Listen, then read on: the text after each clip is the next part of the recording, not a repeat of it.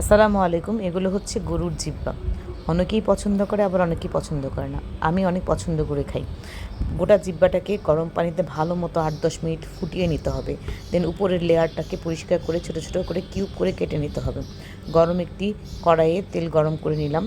এর পর একটি প্লেটে আমি ২টা তেজপাতা, একটা দারচিনি, ৩টা এলাচ, কিছুটা গোলমরিচ এবং কয়েকটা লং নিয়ে নিলাম। তেল গরম হলে সবগুলো মশলাকে একসাথে তেলের মধ্যে ছেড়ে দিব। সুঘ্রাণ ছড়ানোর আগ পর্যন্ত ভালো মতো তেলে মশলাগুলোকে ভেজে নিব। দেন পেঁয়াজ এড করে নেব।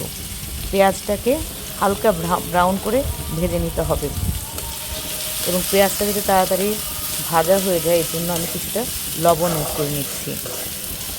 এই তো কিছুক্ষণের মধ্যেই আমার পেঁয়াজগুলো হালকা ব্রাউন হয়ে গেছে। এখন আমি মশলার আগেই জিহ্বাগুলো দিয়ে নেব। হ্যাঁ, ঠিকই দেখছেন, কোনো মশলা অ্যাড করবো না।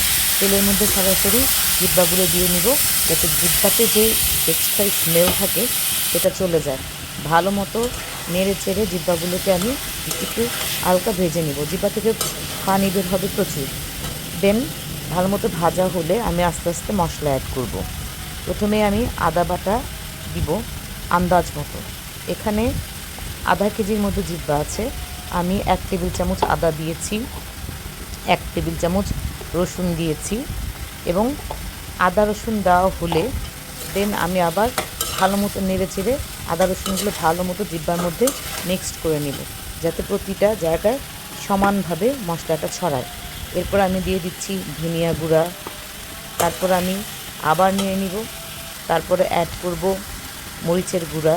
মরিচের গুঁড়া স্বাদ মতো দিবেন, যার যার টেস্ট অনুযায়ী। মরিচের গুঁড়া দেওয়ার পরে আমি দিব হলুদের গুঁড়া। হলুদের গুঁড়া আমি ১ চা চামচ দিয়েছি। ১ চা চামচ দেওয়ার পরে আমি আবার ভালো মতো নেড়ে নিচ্ছি, যাতে মশলাগুলো ভালো মতো সব কিছুতে লেগে যায় ঠিক মতো। এরপর কিছুটা পানি অ্যাড করে দিচ্ছি, যাতে মশলাগুলো পুড়ে না যায়।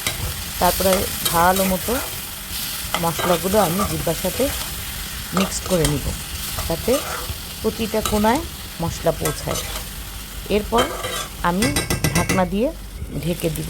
জিহ্বার থেকে পানি বের হয়ে জিহ্বার পানিটা যখন শুকিয়ে যাবে, তখন আমি আবার মশলাটাকে ভালো মতো নেড়ে চেড়ে, দেখবেন যে কিছুটা মশলা হয়তো লেগে যেতে পারে, সেটা ভালো মতো উঠিয়ে অবশ্যই গরম পানি অ্যাড করবেন। গরম পানি না অ্যাড করলে যেটা হবে, জিহ্বাটা শক্ত হয়ে যাবে। জিহ্বা এমনিই শক্ত, তার মধ্যে যদি ঠান্ডা পানি অ্যাড করেন তাহলে এটা শক্ত হয়ে যাবে। সো অবশ্যই ফুটন্ত গরম পানি অ্যাড করবেন। আমি কিছুটা পানি অ্যাড করে মশলাটা ভালো মতো উঠিয়ে দেন আরও কিছুটা পানি অ্যাড করে দিব, কারণ বেশি করে পানি অ্যাড করে আমি মিডিয়াম আঁচে ভালোভাবে জিহ্বাটাকে সেদ্ধ করব, কারণ জিহ্বাটা একটু শক্ত হয়, এটা সেদ্ধ হতে সময় লাগে। পানি অ্যাড করার পরে আমি এটাকে ঢাকনা দিয়ে ঢেকে দিব।